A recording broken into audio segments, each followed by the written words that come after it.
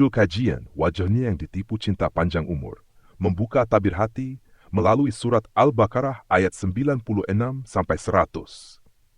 Mentadaburi Al-Quran, surat Al-Baqarah ayat 96-100.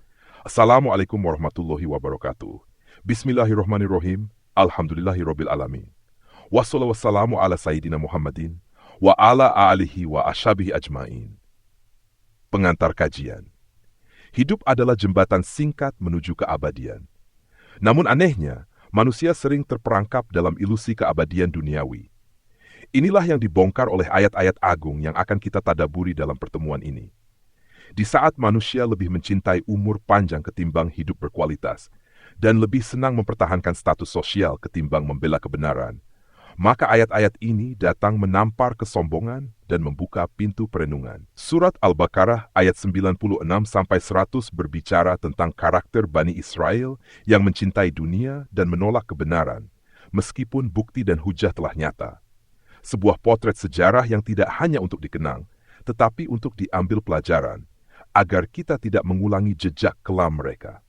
Mari kita tadaburi ayat-ayat ini dengan hati yang bersih dan jiwa yang haus akan petunjuk Allah Subhanahu wa Ta'ala. Kajian Metadaburi ayat 96. Dan sungguh kamu akan mendapati mereka, manusia yang paling tamak terhadap kehidupan dunia, bahkan lebih tamak dari orang-orang musyrik. Masing-masing mereka ingin diberi umur 1000 tahun, padahal umur panjang itu sekali-kali tidak akan menjauhkannya dari siksa. Dan Allah Maha mengetahui apa yang mereka kerjakan. Ayat ini mengungkap mentalitas manusia, khususnya Bani Israel, yang sangat cinta dunia dan takut mati. Imam Ibnu Katsir dalam tafsirnya menyatakan bahwa kecintaan terhadap dunia dan panjang umur merupakan penyakit hati yang membuat seseorang enggan taat kepada Allah Subhanahu wa Ta'ala. Tafsir Ibnu Katsir jilid 1, halaman 323. Ulama kontemporer seperti Gus Baha mengatakan, orang yang terlalu cinta umur panjang itu biasanya karena ingin tetap menikmati dunia, bukan untuk memperbanyak amal. Kajian Tafsir Al-Baqarah, Pondok Pesantren Tahfidzul Quran, LPDIA. Hal ini sejalan dengan hadis Nabi Muhammad SAW, tidak akan bergeser dua kaki seorang hamba pada hari kiamat hingga dia ditanya tentang umurnya untuk apa dihabiskan. Hadis diriwayatkan oleh Tirmizi, nomor 2445. Ayat 97 Hamad.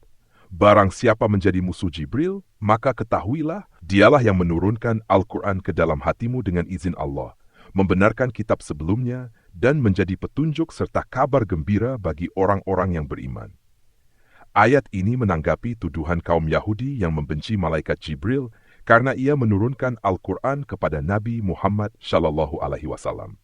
Imam Syafi'i dalam tafsirnya menjelaskan bahwa permusuhan kepada Jibril adalah bentuk dari permusuhan kepada wahyu, dan itu termasuk kufur. Imam Syafi'i, jilid 1. Menurut Ustadz Adi Hidayat dalam tafsir Al-Baqarah, kajian Quranic Insight, ayat ini menegaskan bahwa wahyu tidak bisa dipilih-pilih berdasarkan selera atau kebencian. Jika sudah tahu itu wahyu, maka tunduk adalah pilihan satu-satunya. Ayat 98, barang siapa menjadi musuh Allah, malaikat-malaikatnya, rasul-rasulnya, Jibril dan Mikail, maka sesungguhnya Allah adalah musuh orang-orang kafir. Ayat ini mempertegas bahwa permusuhan terhadap utusan Allah, baik malaikat maupun rasul, adalah bentuk kekafiran yang nyata. Menurut Imam Nawawi dalam Syarah Sahih Muslim, kebencian terhadap para malaikat menunjukkan keangkuhan manusia yang menolak kebenaran meski datang dari langit. Syarah Sahih Muslim, Imam Nawawi jilid 2. Kiai Haji Dasat Latif dalam salah satu ceramahnya mengatakan, kalau hari ini orang mulai membenci simbol-simbol Islam, bahkan menertawakan syariat Allah, itu tandanya penyakit Bani Israel mulai menjangkiti umat ini. Ceramah di Tablik Akbar Makassar 2023, ayat 99. Dan sungguh kami telah menurunkan kepadamu ayat-ayat yang jelas, dan tidak ada yang mengingkarinya kecuali orang-orang fasik. Ayat ini menyindir dengan tajam mereka yang menolak ayat-ayat Allah bukan karena tidak paham, tetapi karena kedurhakaan hati. Menurut Yusuf Qardawi dalam bukunya Al-Iman wal Hayat, orang yang fasik adalah mereka yang tahu kebenaran tapi sengaja berpaling demi kepentingan dunia. Kiai Haji Ahmad Dahlan pernah berkata kepada murid-muridnya, ilmu itu bukan untuk ditolak, tetapi untuk diamalkan. Kalau tahu lalu tidak mengamalkan, itu fasik. Dikutip dari buku Riwayat Hidup dan Perjuangan Kiai Haji Ahmad Dahlan halaman 57. Ayat 100. Dan apakah setiap kali mereka mengikat perjanjian, segolongan dari mereka melemparkannya, bahkan sebagian besar dari mereka tidak beriman. Ayat terakhir ini menunjukkan pengkhianatan sebagai karakter dominan Bani Israel. Imam Malik dalam Al-Muwatta menjelaskan bahwa janji yang dilanggar oleh Bani Israel adalah janji kepada Allah dan para nabi, dan mereka terus mengulanginya tanpa rasa bersalah. Ustadz Abdul Somad dalam ceramahnya menjelaskan, hari ini banyak umat Islam yang hidup seperti Bani Israel. Setiap janji dengan Allah dalam sholat, dalam zakat, dalam ibadah lainnya dilanggar demi ego dan kepentingan dunia. Ceramah subuh bersama Ustadz Abdul Somad Pekanbaru 2002.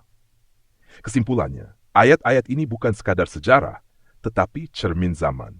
Penyakit hati seperti cinta dunia, iri terhadap kebenaran, benci kepada utusan Allah, menolak ayat, dan suka mengingkari janji bukan hanya milik Bani Israel. Ia bisa menjangkiti siapa saja, termasuk kita. Nasihatnya, marilah kita rawat hati dengan keimanan, perbarui janji kepada Allah dengan amal, dan cintai akhirat melebihi dunia. Doa kita, ya Allah, bersihkan hati kami dari cinta dunia yang berlebihan. Berikan kami kecintaan kepada akhirat, dan mampukan kami mengikuti jalan para nabi dan ulama soleh. Sholawat dan salam semoga senantiasa tercurah kepada Nabi Muhammad SAW, penutup para nabi, pembawa cahaya iman. Semoga kita semua menjadi hamba yang diridhoi Allah Subhanahu wa Ta'ala, husnul khotimah di akhir hayat, dan dikumpulkan dalam barisan orang-orang yang jujur, sabar, dan istiqomah. Alhamdulillahi Rabbil Alamin. Wassalamualaikum warahmatullahi wabarakatuh.